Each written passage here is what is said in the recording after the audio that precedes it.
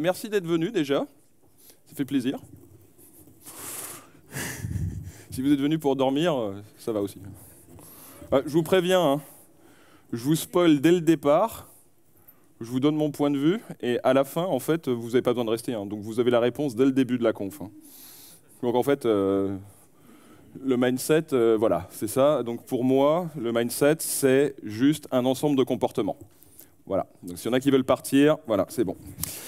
C'est pas plus, pas moins. Non.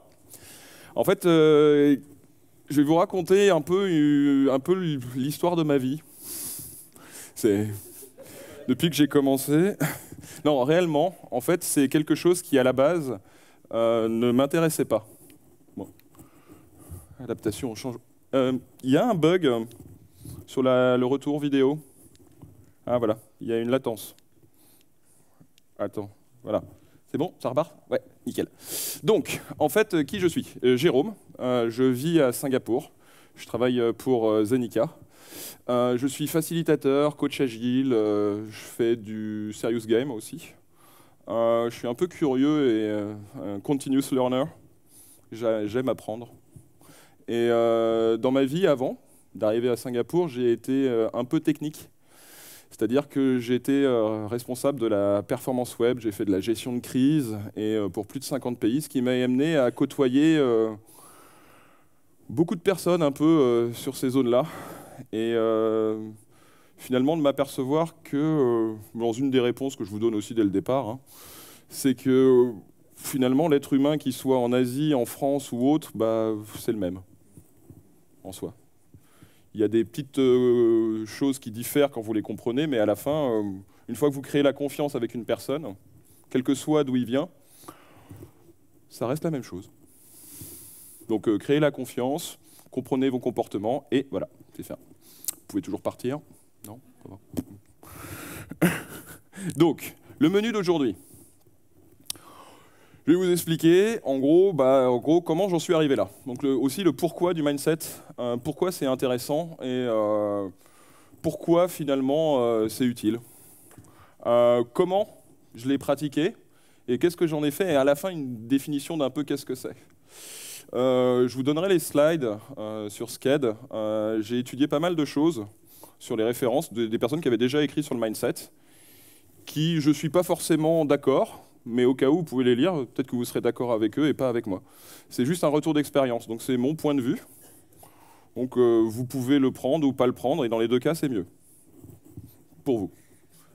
Un petit bonus, si vous voulez travailler à la maison, j'ai 2-3 petits exercices, des petites vidéos à regarder avec des questions, donc vous pouvez les regarder tranquillement. Il y en a, ils sont très bien. Enfin, c'est mon point de vue, quoi. Donc, à un moment, on en a besoin, mais pourquoi? En fait, tout simplement, quand je suis sorti de l'école, on m'a parlé de cette idée de mindset. Et alors, j'en avais strictement rien à faire. Ah, mais alors, rien à faire. Hein. C'était un concept tellement vague et blurry que j'arrivais pas, quoi. Mais je me suis aperçu quand je suis arrivé, donc je suis sorti de l'école, et en même temps est arrivé beaucoup de choses. Scrum, Kanban, Lean. Donc en fait, je me suis aperçu que le monde allait très très vite. Et qu'il y avait beaucoup de problèmes que l'entreprise arrivait. Donc du coup, je me suis retrouvé face à tout ça. Donc comment est-ce que je fais pour gérer un monde qui va de plus en plus vite? Je me suis aperçu aussi qu'une fois qu'on sort de l'école, on te dit quoi faire tout le temps. Et puis à un moment, du coup, tu as l'habitude de faire par rapport à ce qu'on t'a dit. Puis finalement, quand tu arrives dans le monde de l'entreprise, c'est impossible de tout prendre sur soi. Il y a des moments, il va falloir déléguer et tu n'es pas capable de tout faire. Assez dur. Hein. Mais encore maintenant, hein, il y a des choses où j'ai un peu de mal à me dire non, je ne suis pas capable de le faire. Bon, du coup, je vais apprendre. Je vais introduire des nouveaux concepts dans ma vie tous les jours. Et en fait, vous tous, vous avez des nouveaux concepts qui vous arrivent tout le temps. Vous êtes obligés de vous adapter à ce genre de choses. Un besoin de gérer des défis individuellement ou en équipe. Alors ça, c'est un concept qui est super marrant, le concept d'équipe. Parce que depuis qu'on est tout jeune à l'école, on vous dit travailler en équipe. Mais par contre, on ne vous a jamais expliqué comment. Et du coup, vous arrivez avec le concept d'équipe en entreprise. Ah oui, bon, il suffit juste, on va créer une équipe, quoi. Regardez, hein, on va prendre ça, ça, ça, et puis voilà, c'est une équipe. Souvenez-vous du Seigneur des Anneaux, quoi. Ils ont mis des nains, des elfes, des hommes, des hobbits, ils ont fait, voilà, maintenant vous êtes une équipe. Un peu dur. Ah, ça a pris du temps. Hein. Ça, c'est une autre conférence.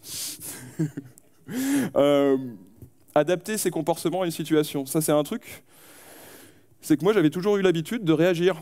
On m'a dit, bah, quand il y a ça qui t'arrive dedans, bah, tu réagis comme ça. À un moment, je me suis aperçu que ce que j'avais appris, ça marchait pas tout le temps. Il fallait s'adapter. C'est dur de s'adapter.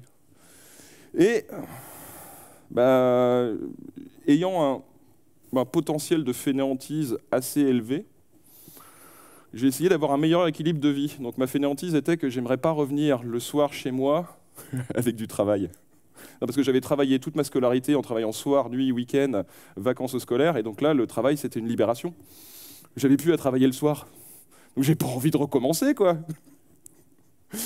Et en fait, ça m'a vraiment aidé à embrasser l'inconnu. Et donc du coup, en fait, tous ces questionnements en fait, ont été les choses qui m'ont amené à penser différemment. Et donc du coup, avoir un mindset, ce que je disais dès le départ, donc spoil, hein, c'est amené à changer mes comportements. Et mes comportements vis-à-vis de moi-même et mes comportements vis-à-vis des autres.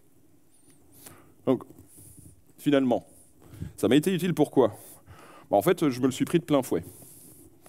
Dans les premiers travaux que j'ai faits, je me suis pris de la gestion de crise sur le web. Donc, je travaillais pour une grosse boîte avec un logo vert sur Grenoble. Vous pouvez peut-être connaître. Et je me suis retrouvé sur de la gestion de crise sur le web. Alors, on m'est arrivé et puis on m'a dit, bah, qu'est-ce qu'on fait ? Il m'a fallu, à un moment, générer, proposer et créer des idées. Et donc, du coup, j'en avais pas. Bah non, on m'avait pas appris à avoir des idées, donc j'en avais pas. Et donc, du coup, à un moment, je me suis dit, bah tiens, quand même, si on regardait le problème de cette façon-là ou de cette façon-là, puis j'ai commencé à changer mon comportement vis-à-vis du problème. Parce que le problème, je le voyais comme ça. Ah, non, mais comme ça, en fait, on peut le résoudre. Et du coup, comment résoudre mes problèmes ? Bah, à un moment, sur de la gestion de crise sur le web, c'est simple. Bah, le web.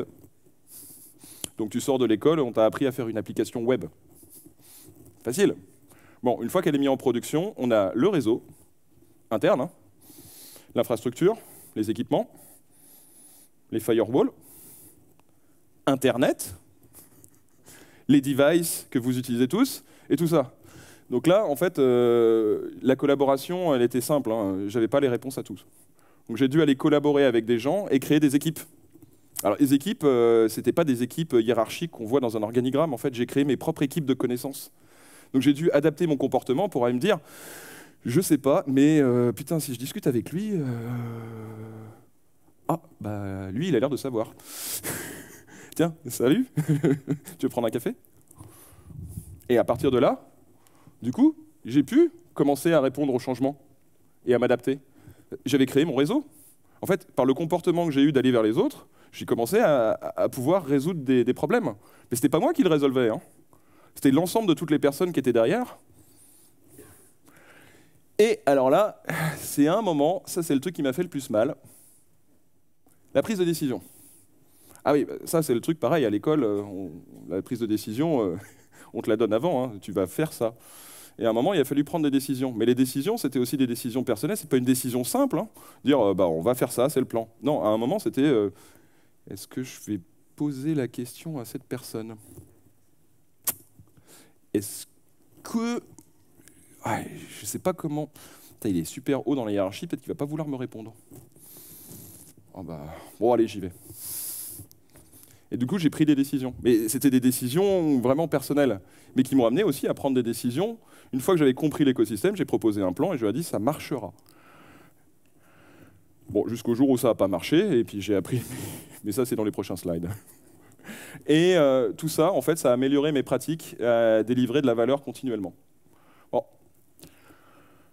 Ça, améliorer les pratiques, et une expérience où j'ai eu de la chance de l'avoir, c'était en première année de fac.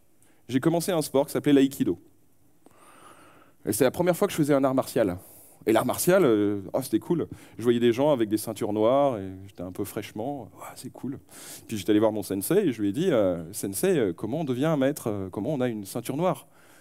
Comment on devient un expert ? Et il m'a dit une chose qui a complètement changé l'intégralité de voir ma vie et mon université. Et il m'a dit, bah, en fait, dans les arts martiaux, quand tu as une ceinture noire, en fait, tu es juste débutant. Avant, tu n'es rien. Bah, avant, tu apprends à marcher, tu apprends à bouger, tu commences à comprendre les techniques. Une fois que tu as la ceinture noire, en fait, c'est le début. Tu maîtrises le début des techniques et ta journée commence au moment où tu as la ceinture noire.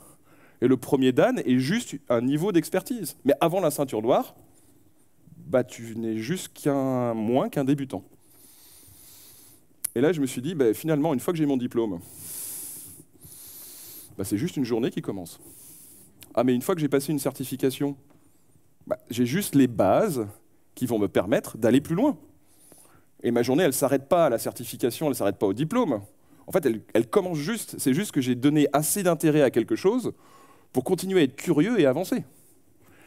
Et à partir de ce moment-là, bah, ça a vraiment été le moment où j'ai fait de l'amélioration continue. Parce qu'avant, je ne sais pas ce que j'améliorais. Hein. Ouais, j'en ai toujours pas d'idée et en fait, je vis très bien avec ça. Mes frustrations sont très bonnes. Hein. Je vis avec mes frustrations et ça ne m'intéresse plus. Je me suis aperçu aussi, bah, finalement, ce n'était pas juste pour le travail. Ah bah oui, parce que du coup, on se dit, on va s'améliorer là-dessus. Bah ouais, tiens, je vais travailler l'agilité, donc je vais être meilleur au travail. Bah, finalement, on peut regarder différemment. Hein. Est-ce que l'agilité peut vous amener une meilleure vie à la maison? Peut-être que finalement, l'agilité, c'est peut-être mieux de l'utiliser à la maison et peut-être pas au travail aussi. Hein. J'ai pas la réponse. Bah, comment la pratiquer? Bah, ça a été... Parti que j'ai pris conscience de ça, et le premier truc qui m'est vu, bah, c'était le désir de s'améliorer. En fait, j'avais pas envie non plus de m'améliorer, c'est que j'avais aussi envie d'améliorer le système. En fait, j'avais envie, tout simplement, d'aller heureux, content au travail, et de revenir content à la maison. Et non pas seulement content à la maison. Oui, ça arrive qu'il y a beaucoup de gens qui sont contents juste de revenir, hein, pas d'y aller. Et dans ça, bah, j'ai découvert ça il y a très peu de temps. Bah, il m'a fallu le courage, en fait. Bah, le courage d'accepter déjà, que je suis capable de faire des erreurs. Bon, ça, j'en ai fait tellement que maintenant j'ai acquis. Surtout le courage d'aller vers les gens, d'aller collaborer, d'aller discuter. Le courage le plus dur a été de me dire ah, j'ai réussi à faire ça. Ah ouais. Non, ça, ce que j'ai fait, c'est bien. Et en fait, ça, c'était le courage le plus compliqué. Hein. Le courage de se dire ah, ce que j'ai fait, c'est bien, ça a été utile. Ouais, le cerveau a une tendance généralement à vous pousser dans le négatif. Donc j'ai essayé de le compenser en étant un peu plus appréciatif et de me dire bah non, en fait, finalement, ce que j'ai fait à la fin de ma journée, ça, c'est bien. Donc du coup, j'étais content de rentrer chez moi. Comment? Bah, il n'y a pas vraiment de sauce magique, mais en allant vers les gens, en fait. Et en revoyant les comportements de certaines personnes, en me disant ah, tiens, en faisant ça, il a ça. Ouais, c'est intéressant. Tiens, si j'essayais. Si j'expérimentais. Parce qu'au début, en fait, j'ai commencé au début de l'agilité et on me dit, ouais, fail fast. L'idée de l'échec. Bon, encore à l'école, l'échec, c'est pas acceptable. Hein. Donc, au milieu de l'entreprise, c'est aussi pas acceptable. Il faut s'extraire de ça. Et donc, à un moment, je me suis dit, bah, finalement, c'est pas un échec. En fait, l'échec, je l'ai redéfini. L'expérimentation. En fait, si on expérimente, on échoue. Mais ça n'a pas le même mot. Et finalement, le sens du mot m'a fait comprendre que bah, échouer, c'est bien, mais en fait, non, c'est expérimenter. Donc derrière moi, l'échec, j'ai l'expérimentation. Et collaborer, aller vers les gens, du coup, et échouer ensemble, bah, ça aide. Et aussi, du coup, en échouant ensemble plusieurs fois, bah, on réussit ensemble. Et en plongeant, du coup, bah, j'ai atteint la surface, le sens superficiel, c'était le début, ça m'a intéressé, j'étais vraiment le genre de truc qui m'a motivé, quoi. Et puis je me suis dit, bah, motivé, mais je me suis aperçu, ah, il y a quelque chose en dessous. Et j'ai commencé à creuser et comprendre en fait les mécanismes qui étaient derrière. Alors, warning, je fonctionne en essayant de comprendre des mécanismes. D'autres personnes fonctionnent de manière émotionnelle, ou d'autres personnes autrement. On arrive des fois à la même conclusion par un chemin différent. Donc à un moment, ça ne vous parlera peut-être pas, mais peut-être que par une autre manière d'y aller, vous allez trouver les mêmes choses. Ou pas du tout, et ça c'est mieux aussi. Mais en allant plus loin, me suis aperçu que j'ai vraiment plongé par les lectures, par aller à des meet-up, aller à des événements comme celui-là, aller voir des gens différents, bah, vous rend un peu plus différent, et puis la différence, c'est bien. Et en creusant, bah, il y a un moment, je me suis dit que j'avais assez à creuser, en fait. Il fallait que je réexpérimente. Non, parce que ça sert à rien de creuser, mais si à un moment on n'essaye pas, bon, on ne sait pas si ça marche. Ouais, faut essayer. Hein. J'ai essayé à petites échelles. Et du coup, je me suis posé la question, bah, qu'est-ce qui fait que ça fonctionne? Au début, j'étais parti avec l'idée, bah, notre cerveau, bah, il fonctionne d'une manière particulière au travail, et il fonctionne d'une manière particulière à la maison. En fait, non. Il n'y a pas de compartiment. Même récemment, il y a une étude qui dit qu'il n'y a pas de cerveau droit et de cerveau gauche. Bon, étant donné que l'idée, à la base, était pour moi pas valide, donc du coup, ça ne m'a pas choqué. Du coup, ce qui est intéressant, c'est que je me suis aperçu, c'est que tout ce que je fais au travail bah, impacte ma vie personnelle. Et puis tout ce que je fais dans ma vie personnelle bah, impacte mon travail. Combien de fois vous avez passé une bonne journée au travail, et puis finalement, en rentrant à la maison, vous avez passé une bonne journée, une bonne soirée. Ou le matin, vous vous réveillez bien, vous avez la pêche, et ben vous allez arriver au travail avec la pêche. Bon, après, il peut arriver d'autres choses, et puis ça peut tomber, mais bon. Mais malgré tout, tout s'impacte. Bon, après, vos comportements, eux, vous pouvez bien sûr les adapter. Et d'ailleurs, je vous le conseille. Hein. Vous n'avez pas les mêmes comportements au travail qu'à la maison. Et puis, vous n'avez pas les mêmes comportements au travail avec certaines personnes qu'avec d'autres. En fait, vous créez des comportements différents. Ouais, juste acceptez-les, hein, c'est normal. C'est comme ça que ça marche. Mais du coup, à la fin, le mindset que j'ai créé au travail, je me suis aperçu que, par exemple, je faisais de la magie. Et en fait, si j'utilisais des comportements que j'avais au travail, bah, des fois, pour créer un tour de magie, c'était utile. Finalement, les compétences que j'avais au travail étaient utiles en magie. Puis les compétences que j'ai créées en magie, bah, elles ont été utiles au travail. Et du coup, bah, ça a commencé à faire sens pour moi. Bon, je me suis posé des questions existentielles, comment mon cerveau fonctionnait. Parce qu'au bout d'un moment, on creuse loin, et puis après, je me suis arrêté. Mais je me suis aperçu que mon cerveau fonctionnait d'une manière particulière. Il fonctionne comme le Golden Circle de Simon Sinek. Au début, quand j'essaye de rencontrer quelque chose, ça peut être un objet, ou un concept, ou un apprentissage, j'essaie de comprendre en fait le sens qui est derrière, le pourquoi. En fait, qu'est-ce que ça génère en tant que valeur? Mais qu'est-ce que ça va générer pour moi, pour les autres? En quoi ça va modifier un système? Parce qu'à la base, je hack absolument tout. C'est-à-dire que je peux prendre un concept de marketing et puis tenter de l'appliquer pour de la cohésion d'équipe. Parce que je me dis qu'il y a de la valeur à un moment, en la comprenant bien, en comprenant les mécanismes, en comprenant comment ça fonctionne. Bah, du coup, on commence à avoir une vue des potentiels outcomes, des choses qui vont être générées derrière. Et du coup, ça me permet, à un moment, de savoir, bah, dans ce cas-là, mon comportement, je vais pouvoir utiliser par exemple cet outil, ou cette manière de penser, ou cette chose, pour réagir à ça. Ça aurait peut-être pas été la première chose qui me serait passée par l'esprit au début, mais finalement, ça marche aussi. Et donc, essayer et expérimenter plein de choses.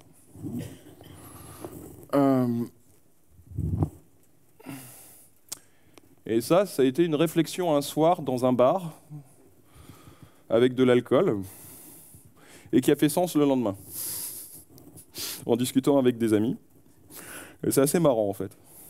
Je me suis aperçu dans la soirée que j'ai fait plein de connexions. En fait, je me suis aperçu que mon cerveau était comme un disque dur fragmenté. Vous accumulez de l'information un peu partout, qu'à des moments vous purgez, vous sortez, et puis à d'autres moments, en fait, vous la gardez parce que vous ne savez pas pourquoi ça peut être utile.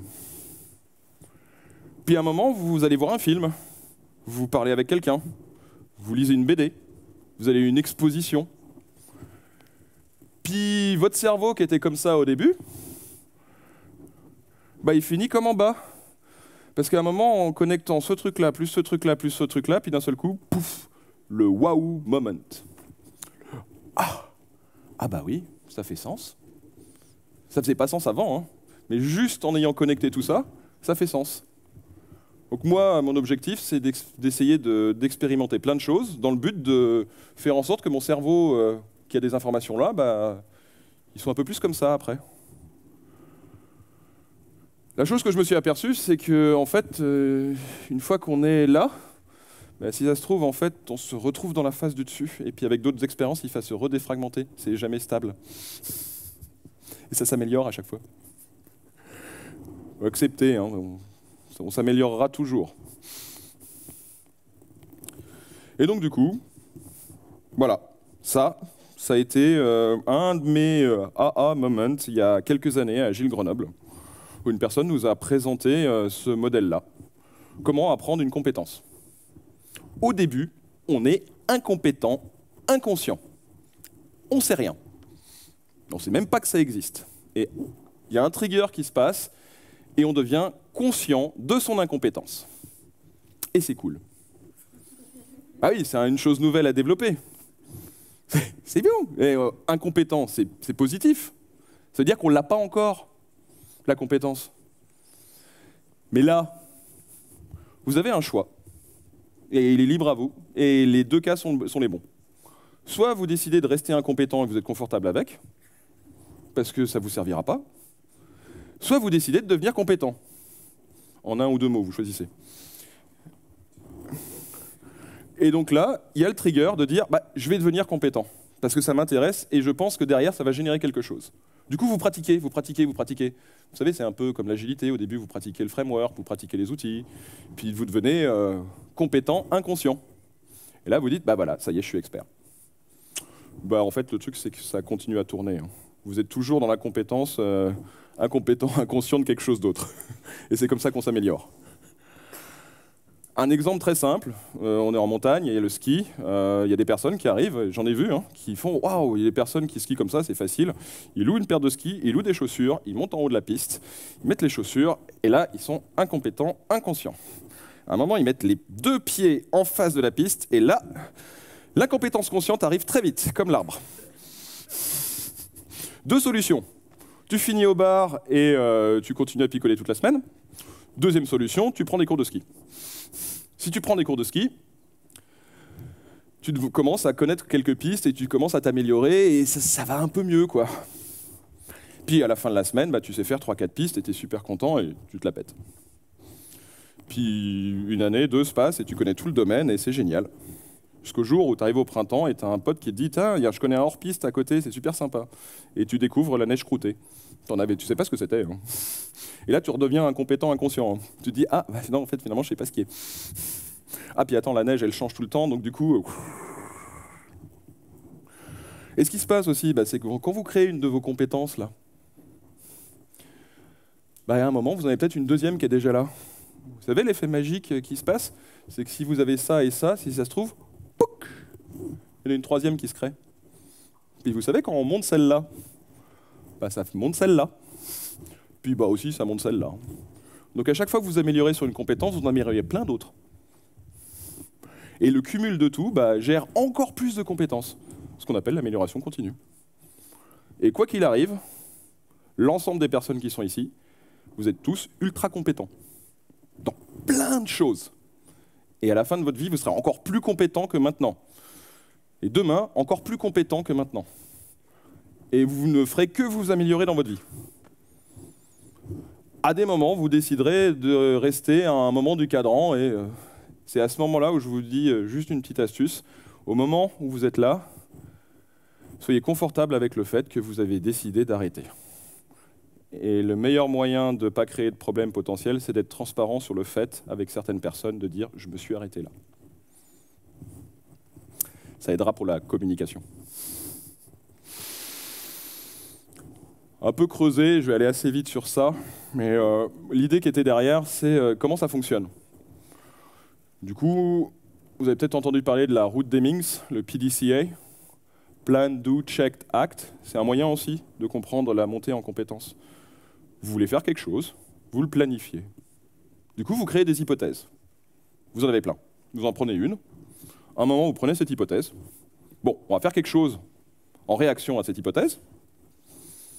Puis en fonction de ce que vous avez fait et que vous avez décidé, on va checker. Bon, bah en fait, non. Je vais faire l'action de recommencer une boucle pour améliorer. Ou à un moment, vous pouvez partir. Vous en avez plein d'autres de modèles comme ça, si ça vous intéresse. OODA, Observe, Orient, Decide, Act, Build, Measure, Learn, Inspect and Adapt, Prop, Sense, Respond. Vous en avez plein. Il y a peut-être un qui vous parlera plus que l'autre, ou il vous parlera pas du tout. Et c'est tant mieux pour vous aussi. Essayez les choses de manière itérative tout en tirant les leçons, c'est peut-être un autre modèle, mais voilà, essayez, et tirez des leçons et repartir. Si vous voulez aller plus loin, je vous conseille réellement d'aller re-regarder sur YouTube la conférence de l'année dernière, de la keynote de Frank Rajad, Le fabuleux destin de Team Member,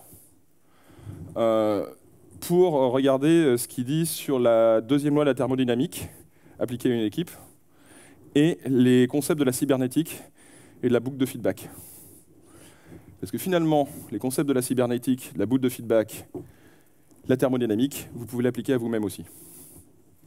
Donc revoyez-le, en plus vous allez vous marrer. Et c'est vraiment bien. Et c'est une autre manière aussi de voir les choses. Donc à un moment, je me suis dit, bah ouais, ok, le mindset agile, du coup c'est quoi? Je sais toujours pas. En fait, je sais toujours pas. La seule chose que je sais sur le mindset agile, donc quand on travaille sur on va dire sur les processus agiles, c'est que bah, du coup, vous trouvez un manifesto. Et la question que je me pose quand je vois le manifesto, c'est juste, quel comportement je vais mettre en place pour supporter ce qui est là? Pour une raison. Un, j'y crois. Ce qui est écrit, pour moi, ça me parle. Il y a des personnes, l'Agile Manifesto, vu que ça a été écrit pour des développeurs à la base, ils ont un peu plus de mal. Il y en a d'autres, hein. J'y crois aussi. Hein.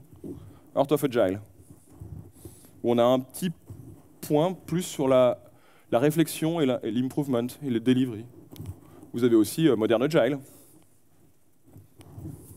Et en fait, moi, j'ai pas 4 valeurs, hein, j'en ai 12, mais en fait, j'en ai encore plus. En fait, je crois en tout ça, mais quand je dois faire face à une situation qui est positive, hein, qui est peut-être créer quelque chose ou répondre à quelque chose, bah, finalement, je suis peut-être en adéquation avec ces valeurs-là, et donc du coup, je suis confortable avec ce qui arrive. Tout en restant agnostique. Et non, je suis désolé, hein, ce que je vous propose, ce n'est pas un marteau doré qui résolvera tous vos problèmes. Il va falloir vous adapter au changement, essayer et réessayer, et plein de fois. Principalement, si ça existait, ça se saurait. Et du coup, là, il y a un dernier truc. Ça a été vraiment un... On m'a proposé de lire le livre avant que je réfléchisse à écrire cette conférence, puis je l'ai amélioré avec cette chose-là. Et j'ai refusé de lire le livre avant de finir d'écrire ce que j'avais écrit, pour ne pas être influencé. Et du coup, en ayant lu le Mindset de Carol Dweck, je me suis aperçu que c'était une addition pour moi aussi, à comprendre ce fonctionnement. Donc, un petit résumé. Il y a 2 catégories de mindset, fixed and growth. Les comportements qui sont liés au fixed mindset sont des comportements qu'on peut considérer qui ne vont pas très bien avec l'agilité. Les personnes qui ont principalement un fixed mindset pensent qu'on est né avec une certaine quantité d'intelligence et de personnalité, et qu'à partir de ce moment-là, c'est fini, on ne progresse plus dans la vie. Peur de ressembler à résistant au changement, vos qualités sont gravées dans la pierre, né avec une certaine quantité de mojo, et c'est fini. Éviter l'échec, changement, fait peur, le contrôle, borné, l'urgence de se prouver encore et encore. Ou alors, il y a plutôt les personnes qui ont un growth mindset. Plutôt think out of the box, ouverture, rester curieux, reconnaître que le changement est toujours là, des nouvelles perspectives. On apprend des erreurs et des revers. Les talents et les aptitudes peuvent évoluer par l'expérience. L'expérience améliore la personne. On est né et c'est qu'un début. Et je ne sais pas encore. Manque de peau, encore, c'est pas un marteau doré. Hein. Vous faites le pendule. Mais pour plein de choses, pour beaucoup de compétences, en fait, vous faites le pendule. Moi, personnellement, sur l'expertise sur la performance web, j'avais plutôt un fixed mindset, dans certains cas. Puis dans d'autres cas, j'avais plutôt un growth mindset. Et en fait, à des moments, je pendule. Et je pendule encore. Hein. Et c'est pas grave. La seule chose, c'est essayer juste de prendre conscience, à un moment, finalement, je suis plutôt fixed mindset ou je suis plutôt growth mindset? Ah, bon, alors si je suis fixed, est-ce que je pourrais pas quelque chose que je pourrais faire pour passer... Ouais, tiens. Et donc du coup, j'essaye de jouer avec ça. Je vais vous proposer... Bon, je vais aller vite sur la fin et je vous propose une expérience. Finalement, qu'est-ce que c'est? Bon, un petit résumé. Pour moi, ce mindset, c'est se donner le courage d'expérimenter. Et de se dire que finalement, ce qu'on va trouver, on ne sait pas, mais je suis confortable avec. Et si ça se trouve, ça aura de la valeur, ou alors, ça aura de la valeur. C'est tout. Collaborer. Oui, tout seul, c'est dur. Donc à un moment, c'est bien d'aller partager avec les autres. Bon, ma manière de collaborer, hein, pour moi, pour mieux comprendre moi-même, a été de faire cette conférence. Hein. Du coup, en vous partageant l'information à vous, je me suis amélioré sur ma propre compréhension. Adapter au changement. Ça, c'est dur à comprendre. Hein. C'est quoi le changement? C'est maintenant? Non. Non, le changement, c'est qu'à un moment, quelque chose arrive, et soit vous êtes confortable pour dire « OK », soit vous êtes confortable aussi pour dire « Tiens, je vais faire quelque chose ». C'est tout. Et si vous êtes OK, restez OK. Hein. Et comprenez-en les conséquences, et dans l'autre cas aussi. Génération de valeur, ça aussi c'est super compliqué. La valeur, c'est quoi? On pourrait faire une conférence là-dessus. Pour moi, la valeur, il y a une chose. La première valeur, c'est j'apprends quelque chose. C'est la valeur de la connaissance. La deuxième, c'est je veux que la personne soit contente d'aller au travail et contente de rentrer à la maison. Ou alors, avec des amis, je veux que la personne soit contente de passer un moment ensemble. Donc la valeur, c'est juste donner quelque chose et que pour la personne, il y a quelque chose qui se passe. Et en fait, c'est juste un commencement. Vous pouvez faire plein de choses. Hein. Vous pouvez écouter vos équipes, ça peut être utile. Hein. Il y a des moments où c'est utile. Faites attention, hein, le feedback, ça peut être dangereux. Oui, Tolkien l'a dit dans Bilbo le Hobbit, donner son avis est un don dangereux. Faites attention. Soyez préparés psychologiquement, ça peut heurter et c'est bien. Mais comprenez pourquoi ça vous a heurté. Comprendre la vision d'où vous voulez aller, proposer de l'aide. C'est utile, hein, proposer de l'aide. Hein. Alors, c'est encore plus utile si vous proposez de l'aide de manière désintéressée. Vous allez voir, vous allez développer d'autres compétences. Elles sont vachement utiles. Apprendre continuellement, penser avec plusieurs cerveaux. Ouais. L'année dernière, un petit exemple, on a créé un jeu à Agile Grenoble le vendredi qui est parti d'une soirée un peu arrosée. Et on a créé un jeu qui a été rejoué cette année. Et en fait, ce jeu est venu d'une intelligence collective complète. Non, un alcoolisme collectif qui a généré de l'intelligence. Un truc dans le genre. Et c'est un jeu qui marche super bien. Vous pouvez voir les deux personnes qui sont devant, là. C'est teasing. Donc pour moi, en résumé, votre mindset a beaucoup d'influence. Il peut se faire influencer par des pratiques, par des valeurs, par des outils, par des expériences, par des frameworks, par des principes et par des comportements. De ce fait, en modifiant un comportement, vous allez monter des compétences qui sont professionnelles ou personnelles, et par ce biais, par exemple, d'autres valeurs vont progresser. Et en fait, c'est un système avec une entropie toujours positive. Ce qui est marrant, c'est que toutes vos compétences, elles sont toujours en continuous improvement. Et vous apprenez par tout ça, et tout ça vous fait apprendre d'autres choses. Le système est tellement complexe, il ne faut même pas essayer de le comprendre. Mais c'est intéressant de s'apercevoir qu'à partir du moment où on met une pièce à un endroit, du coup, il y a une pièce qui ressort de l'autre. Mais du coup, elle repart dans un autre endroit et... Et donc, je pars, moi, maintenant, avec une hypothèse. Une hypothèse simple, qui est que vous êtes tous agiles. Et que toute la planète, toutes les personnes sur cette Terre sont tous agiles. Pas forcément au travail.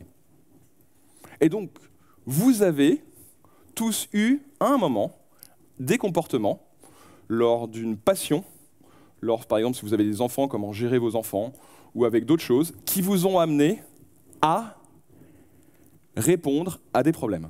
Donc, je vous invite à prendre juste, vous mettre par 2 ou par 3, juste pour 5 minutes, pensez à un comportement que vous avez eu dans votre vie, qui vous a aidé, un comportement que vous avez eu pour répondre à un changement. Par exemple, vous avez peut-être une réunion le soir et vous aviez un repas avec votre copine, et le boulot, oui, la bière est ouverte. Ah, il y a des trains, ah oui, mais pensez à prendre une bière en même temps. C'est pas vous qui conduisez. Et pensez juste, voilà, à un moment, vous avez, dans votre vie personnelle, dans une passion, vous avez dû répondre à un changement. Échangez avec vos voisins juste là-dessus. Et essayez de comprendre, du coup, quel comportement vous avez mis en place et qu'est-ce que vous avez fait pour répondre à ce changement. Je vous donne 5 minutes.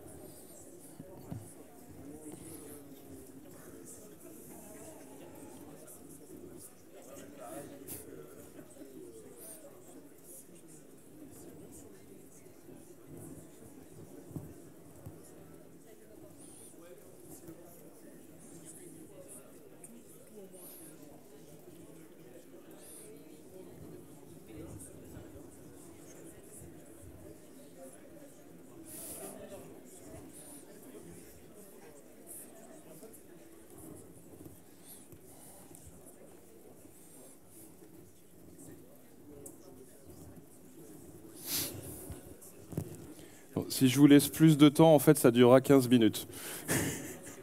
Mais j'ai une question maintenant à vous poser. Les comportements que vous avez eus dans votre passion, dans votre vie personnelle, à ce niveau-là, pour vous adapter à un changement, qu'est-ce qui vous empêche actuellement de les utiliser au travail pour répondre à certaines situations? Est-ce que finalement, l'énergie et les comportements que vous avez mis en place pour répondre à cette situation, est-ce que finalement, vous ne pourriez pas les réutiliser? Est-ce que le moment où vous avez été agile et le moment où vous avez pu répondre au changement tout en maintenant la valeur pour vous, pour les personnes qui étaient autour de vous dans les deux côtés, vous avez pu faire cet équilibre? Ce n'était pas tout blanc ou tout noir. Finalement, est-ce que ce n'est pas quelque chose que vous pouvez réutiliser en fait dans la vie de tous les jours? Est-ce que ce que vous avez mis, par exemple, des comportements que vous avez eu au travail pour améliorer quelque chose, ou peut-être les utiliser en famille? Pas tous, mais peut-être. Et donc du coup, si ça vous intéresse, ce que j'ai étudié, il y a différentes sources. Donc vous avez différentes manifestes, des articles sur Internet que je vous laisserai, des livres, avec certains qui n'ont pas réellement de rapport avec le mindset. Il y a aussi rencontrer des personnes, partager, collaborer, réfléchir à un moment sur certaines situations. Juste une chose, un truc qui est très, très simple. Vous arrivez, vous avez une situation à gérer, juste ça.